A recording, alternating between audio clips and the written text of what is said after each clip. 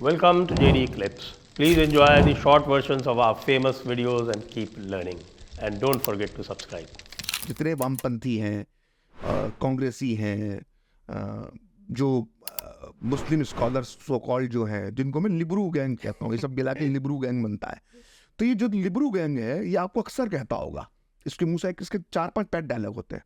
बोला 1942 के भारत छोड़ो आंदोलन में संघ क्या कर रहा था, हिंदूवादी संगठन क्या कर रहे थे, सावरकर क्या कर रहे थे, इनका पैट डायलॉग है। ये 4-5 आरोप है, ये घिसा पिसा के 70 साल से यही रो रहे हैं लोग। लेकिन कभी इनकी हिम्मत नहीं होती है पूछने की कि 1942 के भारत छोड़ो आंदोलन के दौर में डॉक्टर अंबेडकर क्या कर रहे थे, या डॉक्टर अंबेडकर के विचार क्या थे। तो डॉक्टर अंबेडकर के विचार वही थे जो वीर सावरकर के विचार थे 1942 के भारत छोड़ो आंदोलन में। दोनों ने मिलकर, डॉक्टर अंबेडकर और वीर सावरकर ने मिलकर हिंदू युवाओं की भर्ती ब्रिटिश सेना में करवाई। लेकिन ये बार बार डॉक्टर अंबेडकर का नाम नहीं लेते हैं, लेकिन वीर सावरकर का नाम लेते हैं। अब इसके पीछे लॉजिक था दोनों की एक सोच थी। असल में क्या हो रहा है कि जब 1940 के, अगर आप भारतीय सेना को 1900 वर्ल्ड वॉर के पहले की आप भारतीय सेना को उस वक्त की देखेंगे, जो ब्रिटिश को हम ब्रिटिश इंडियन आर्मी कहते थे, उसमें मुसलमानों का अनुपात बहुत ज़्यादा था, मुस्लिमों की संख्या बहुत ज़्यादा थी। खासकर नॉर्थ वेस्ट प्रोविंस, जिसको खैबर पख्तूनख्वा कहते हैं आज, जिसका पाकिस्तान को, उस इलाके के कबायली वहाँ पर बहुत भारतीय सेना के अंदर शामिल थे। तो अनुपात बहुत ज़्यादा तो तेजी से बढ़ता जा रहा था। तो डॉक्टर अंबेडकर भी अपनी पुस्तक पाकिस्तान अथवा भारत का विभाजन के अंदर इस बात का जिक्र करते हैं कि अनुपात मुस्लिमों का बहुत ज़्यादा भारतीय सेना में बढ़ता जा रहा है, ये भविष्य में मुश्किल दे सकता है। और यही बात वीर सावरकर महसूस करते थे कि हिंदू अगर सेना के अंदर कम रहेंगे और भविष्य में अगर देश का बंटवारा होता है, जो उस समय की कोई पाकिस्तान प्रस्ताव 1940 में पारित होने लगा था, भारत के मुसलमानों का समर्थन 1940 में पाकिस्तान की मूवमेंट को मिलने लग गया था। तो डॉक्टर अंबेडकर की तरह ही वीर सावरकर की जो दूरदृष्टि थी, वो देख पा रहे थे कि अगर भविष्य में भारत का बंटवारा होता है तो जाहिर तौर पर सेना का भी बंटवारा होगा। तो जो मुस्लिम सैनिक हैं वो ऑब्वियसली पाकिस्तान चले जाएंगे, और ऐसा हुआ भी। और जो हिंदू सैनिक है वो भारत अडॉप्ट करेंगे, तो उसमें जो सेना की शक्ति संतुलन में अंतर रहेगा, तो भारत एक कमजोर राष्ट्र रहेगा सैनिक दृष्टि में पाकिस्तान की तुलना में। इसलिए हिंदू युवकों की भर्ती भारतीय सेना में बहुत जरूरी है। और दूसरी वजह और भी थी कि अगर बंटवारा नहीं होता है और अगर सिविल वॉर छिड़ जाता है, और मुस्लिम अगर सिविल वॉर छेड़ देते हैं, तो अगर ये सेना में जो मुस्लिम सैनिक हैं अगर ये बगावत कर देते हैं, तो ऐसे में भी हिंदुओं का पलड़ा कमजोर हो जाएगा। इसलिए भारतीय सेना में हिंदू युवाओं की भर्ती होना चाहिए। और तीसरी वजह ये भी वो चाहते थे कि हिंदू युवकों को हथियार चलाने की ट्रेनिंग मिल जाएगी इस बहाने, क्योंकि आप हथियारों के लाइसेंस अंग्रेजों के ज़माने में नहीं दिए जाते थे भारतीयों को। तो भारतीय जो हिंदू है, हिंदू युवक को हथियारों की ट्रेनिंग। तो इस लॉजिक के आधार पर उन्होंने सेकेंड वर्ल्ड वॉर के दौरान भारतीय हिंदू युवकों की भर्ती वीर सावरकर ने भारतीय सेना में करवाई। और उसी तरह से महार रेजिमेंट बनवाकर डॉक्टर अंबेडकर ने महार युवक जो दलित समुदाय से आते हैं, बड़े उनकी एक गौरवशाली गाथा है और युद्ध कला के बड़े निपुण माने गए हैं वो लोग। तो उस महार रेजिमेंट के अंदर उन्होंने महारों की भर्ती करवाई। तो आप बहुत पिक एंड चूज जो कहते हैं ना, उल्टे हाथ से लिखने वाले इतिहासकार, वामपंथी इतिहासकार, कि ये कहते हैं कि अरे वीर सावरकर तो भारतीय सेना के अंदर भर्ती करवा रहे थे, ब्रिटिश सेना में हिंदू की भर्ती करवा रहे थे, तो भाई डॉक्टर अंबेडकर भी तो करवा रहे थे, तुम उनका नाम क्यों नहीं लेते? क्योंकि तुम उनका नाम ले नहीं सकते। उन्होंने ही भारत छोड़ो आंदोलन का विरोध किया था, वो तो वायसराय काउंसिल में थे उस वक्त डॉक्टर अंबेडकर। तो ये पिक एंड चूज का इतिहास है ये बहुत। और खुद वामपंथी जो से सवाल पूछ रहे हैं, तो वामपंथी तो खुद ना केवल भारत छोड़ो आंदोलन में ना केवल उन्होंने उसको नकार दिया था, बल्कि कांग्रेस के मुखबरी कर रहे थे क्योंकि उस वक्त तक स्टालिन, यूएसएसआर, सोवियत संघ और ब्रिटिश सरकार हाथ मिला चुकी थी। तो जो स्टालिन का दोस्त वो भारत के वामपंथियों का दोस्त, भाई वो तो चीन का चेयरमैन, हमारा चेयरमैन, और जो सोवियत संघ जो का है वही सही, तो वो तो उसी धारा पर चलते थे। तो ये तो अंग्रेज सरकार से मिले तो वामपंथी। और हैरत देखिए, आज ये पूछते हैं कि भारत छोड़ो आंदोलन के दौरान वीर सावरकर या आरएसएस या हिंदू संगठन क्या कर रहे थे। अरे भाई, भर्ती करवा रहे थे हमारे वीर सावरकर, हिंदू सैनिकों की, हिंदू युवकों की भर्ती करवा रहे थे हमारे वीर सावरकर भारतीय सेना में। और उसी की वजह से जब 1947 में पाकिस्तान ने हमला बोल दिया कश्मीर पे, तो वही हिंदू सैनिक, भारत माता के जो लाडले सपूत थे, उन्होंने वहां पर जाकर बलिदान दिया, और कश्मीर को जो थोड़ा बहुत हिस्सा ही पाकिस्तान ले पाया, उन्हीं लोगों ने रोका। ये दूरदृष्टि थी वीर सावरकर की। और इसी तरह की सोच जो है डॉक्टर अंबेडकर की भी थी। तो डॉक्टर अंबेडकर और वीर सावरकर में कई मुद्दों पर आपको समानताएं मिलेंगी, लेकिन क्या है कि ये इनकी अलग किस्म की एक राजनीति है। इनफैक्ट अंबेडकर ने जब बुद्धिज्म में कन्वर्ट करने का भी निर्णय लिया, उसके पहले सावरकर से काफी विचार विमर्श किया था उन्होंने। हाँ, उसको लेकर विचार विमर्श भी किया, मतलब विचार विमर्श उसको नहीं कह सकते, लेकिन हिंदूवादी संगठनों ने कोशिश की थी कि डॉक्टर अंबेडकर हिंदू धर्म ना छोड़े। तो उस विषय में उस तरफ से पहल हुई कि आप इस पे विचार कीजिए, ऐसा ना कीजिए, लेकिन डॉक्टर अंबेडकर ने बात नहीं मानी। लेकिन उनकी देखिए उनकी दूरदृष्टि थी कि उन्होंने विदेशी धर्म को नहीं अपनाया। उनको तो बहुत ऑफर थे, मतलब हैदराबाद के नवाब की तरफ से ब्लैंक चेक था उनको कि आप इस्लाम ग्रहण कर लो। ईसाई बनने के लिए पूरी ताकत उनके पीछे लगी रही, क्योंकि उन्होंने कोई मैं हिंदू धर्म में पैदा हुआ हूँ लेकिन हिंदू के रूप में मरूंगा नहीं, ये विचार उन्होंने बहुत पहले प्रकट कर दिया था। और उसके बाद लंबे समय तक उन्होंने ये विचार किया कि कौन सा धर्म ठीक रहेगा, किस धर्म को अपनाना चाहिए। तो कोई एक दिन का फैसला नहीं था, वो करीब करीब 2 दशक 2.5 दशक तक उनके मन में विचार चले। तो उस बीच में बहुत से लोगों ने उनको अप्रोच किया, लेकिन उन्होंने किसी विदेशी धर्म को स्वीकार नहीं किया। उन्होंने भारत से ही निकले एक धर्म को, बौद्ध धर्म को, जो हिंदुओं से एक धर्म निकला था, उसको स्वीकार किया। तो ये उनकी दूरदृष्टि थी। तो लेकिन समग्र रूप से डॉक्टर अंबेडकर के बारे में बात नहीं होती। डॉक्टर अंबेडकर का इस्तेमाल सिर्फ राजनीति के तौर पर होता है। जब डॉक्टर अंबेडकर का वोट बैंक आपको लगता नहीं था कि उस तरह का था, तो आपने 1901 अपनी सरकार में रहते हुए उनके साथ क्या व्यवहार किया सारी दुनिया ने देखा। फिर आपने चुनाव हरवाने के लिए उनके साथ क्या क्या किया।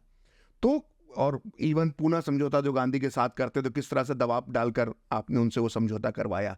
और पूना समझौते की अगर आप डिटेलिंग में जाएंगे तो किस तरह से उनको धमकियां मिलती थी डॉक्टर अंबेडकर को जान से मारने की। तो आपने जब पूरे तरह से जब डॉक्टर अंबेडकर उतनी बड़ी शक्ति नहीं बने थे, तो आपने दबाव बनाकर उनको दबाने की कोशिश करते थे। मंत्रिमंडल में लेने के बाद भी आप उनको दबाव बनाने की कोशिश करते रहे। फिर जब मंत्रिमंडल से बाहर हो गए तो आपने उनको 2-2 3-3 चुनाव हरवा दिए। उनकी मृत्यु के बाद उनको भुलाने की कोशिश की गई। उनके पैरेलल आपने बाबू जगजीवन राम को खड़ा करने की कोशिश करी कि दलितों का नेता बाबू जगजीवन राम बन जाए, डॉक्टर अंबेडकर ना बन जाए। और आपने कभी भारत रत्न देने की जरूरत महसूस नहीं करी डॉक्टर अंबेडकर को। वो तो जब गैर कांग्रेसी सरकार आई उसने भारत रत्न दिया। अब आपको डॉक्टर अंबेडकर, उनका संविधान सब याद आता है, क्योंकि अब आपको वोट बैंक नजर आने लगा उसके अंदर। तो ये बहुत ही जो कहते हैं कपटपूर्ण राजनीति जो है वो कुछ लोग लिबरू लोग, जिसको लिबरू गैंग कहता हूँ, वो करता है। और ये वामपंथी लोग ही जो अभी कह रहे हैं कि ये बीजेपी सरकार जो है ये देश को बांट रही है, या ये संघ है या देश को बांट रहा है अलग अलग हिस्सों में। तो ये खुद की इनकी जो ऑफिशियल थीसिस है, गंगाधर अधिकारी गंगाधर डॉक्टर, इसके बारे में ये कभी बात नहीं करते। इन्होंने आज तक वो थीसिस खारिज नहीं किया है। नहीं, ये तो देखिए, ये तो कठपुतली थे ना, ये तो मास्को की कठपुतली थे। अभी क्या होता था कि दिल्ली में अगर मान लो बेतहाशा गर्मी पड़ रही है, लेकिन अगर मास्को के अंदर बर्फ गिरने लगती थी तो यहाँ पे गर्म कपड़े पहन लेते थे। बीजिंग के अंदर अगर मान लीजिए दिल्ली एकदम सूखा है और बीजिंग में पानी गिर रहा है, तो यहाँ पे दिल्ली में छाता खोल लेते थे ये लोग। तो ये बीजिंग और मास्को से चलने वाले लोग थे। तो ये जो स्टालिन ने जो सोवियत संघ, लेनिन ने जो किया सोवियत संघ के साथ एक संघ बनाया अलग अलग देशों को मिला के, तो वही डॉक्ट्रिन जो है वो भारत के अंदर गंगाधर डॉक्ट्रिन के नाम से जो कैबिनेट मिशन में इन्होंने पेश की थी, उसमें ज़्यादा मेरा ख्याल है 17 टुकड़े थे, 17 टुकड़ों में इन्होंने उसको बांटने की बात की। आज ही वो पड़ा मौजूद है, लेकिन क्या है कि कोई इस पर चर्चा नहीं करता। क्योंकि दिक्कत ये है कि जो बात भी करना चाहते सच जानते हैं, उनको सच को दबाते रहे। इतिहास का लेखन इन्होंने अपने हाथ में ले लिया। तो इन्होंने अपने जो पूरे पाप जो थे इनके, कि 1942 के अंदर भारत छोड़ो आंदोलन में कैसे गद्दारी कर रहे थे, पहले अंग्रेज सरकार के खिलाफ थे क्योंकि हिटलर और स्टालिन ने हाथ मिला रखा था, तो दोनों मिलकर ब्रिटेन से लड़ रहे थे, तब तक ये ब्रिटेन सरकार के खिलाफ रहे। जैसे ही जर्मनी ने सोवियत संघ पे हमला बोला और स्टालिन ने ब्रिटेन से हाथ मिलाया, तो यहाँ के कम्युनिस्ट पार्टी ने भी ब्रिटेन सरकार के समर्थन में, मतलब अंग्रेज सरकार के साथ हो गए ये लोग। और बेतहाशा गद्दारी के किस्से इनके मौजूद हैं 1942 के भारत छोड़ो आंदोलन के दौरान। तो फिर जब देश के आज़ाद होने की बात आई, तब इन्होंने गंगाधर डॉक्ट्रिन दी कि देश को 17 टुकड़े कर देना चाहिए।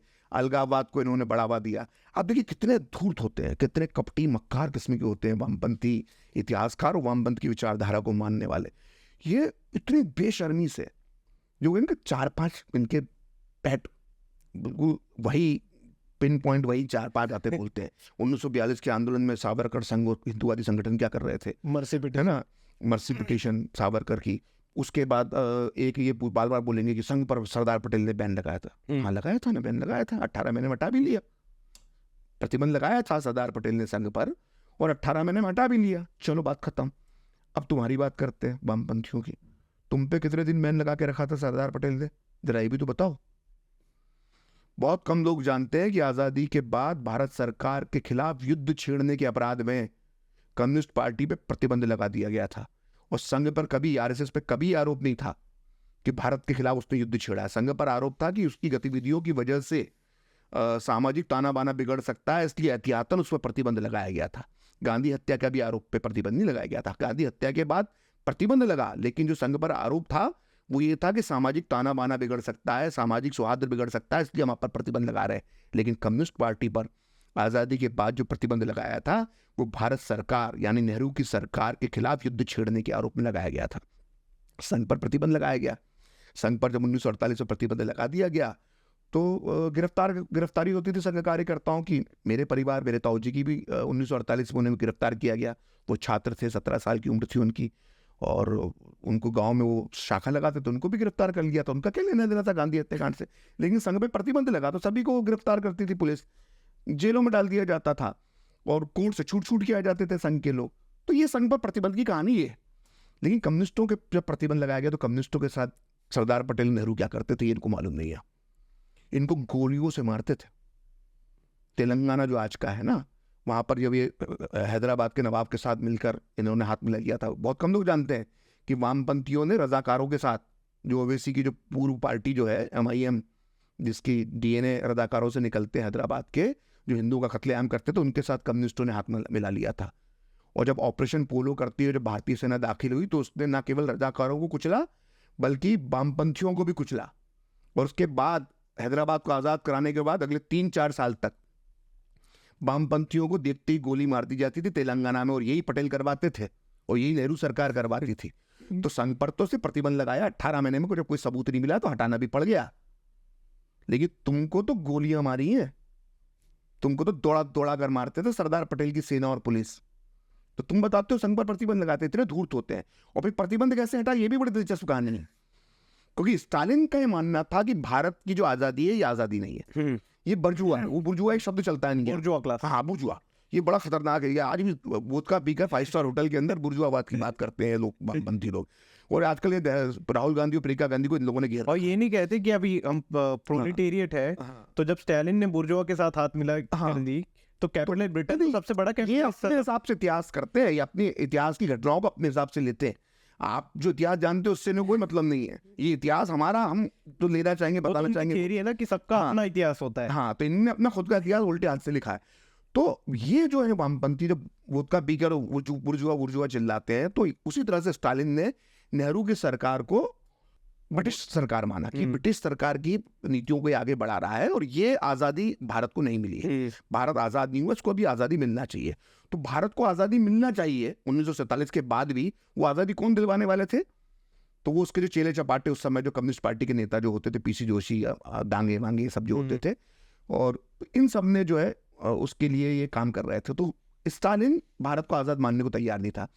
फिर डॉक्टर S राधाकृष्णन जो हमारे राष्ट्रपति बने, दूसरे राष्ट्रपति बने, वो जब मॉस्को के अंदर भारत के राजदूत बन के गए, तो उसके पहले तो विजय लक्ष्मी पंडित थी। बिल्कुल। अच्छा, आपको मालूम विजय लक्ष्मी पंडित जो नेहरू की बहन थी, वो कभी स्कूल नहीं गई? हाँ, पता है ना, वो पढ़ी लिखी नहीं थी। वो मतलब वो फैमिली से आप हो तो आपको कोई क्वालिफिकेशन की जरूरत नहीं। इनके बच्चे डायरेक्ट यूनाइटेड नेशन में एडमिशन लेते हैं। मतलब बाकी लोगों को भारत का राजदूत बनने के लिए एक प्रक्रिया से गुजरना पड़ता है। UPSC हो जाओ, IFS हो जाओ, 20-30 कुछ विदेश नीति में। इनके बच्चे तो सीधे एडमिशन ही यूनाइटेड नेशन में लेते हैं ना। इनको तो बचपन में घुट्टी में विदेश नीति का ज्ञानी होते हैं, नेहरू जी के ज़माने से ही। तो वो होती थी विजय लक्ष्मी पंडित, भारत की मॉस्को में राजदूत थी। तो स्टालिन ने उनसे मिलना भी जरूरी नहीं समझा। बोले ये नेहरू की बहन है, वो नेहरू तो ब्रिटिश एजेंट है, मैं इससे नहीं मिलता, ये तो पूंजीवादी लोग हैं, कोई भारत आज़ाद नहीं हुआ।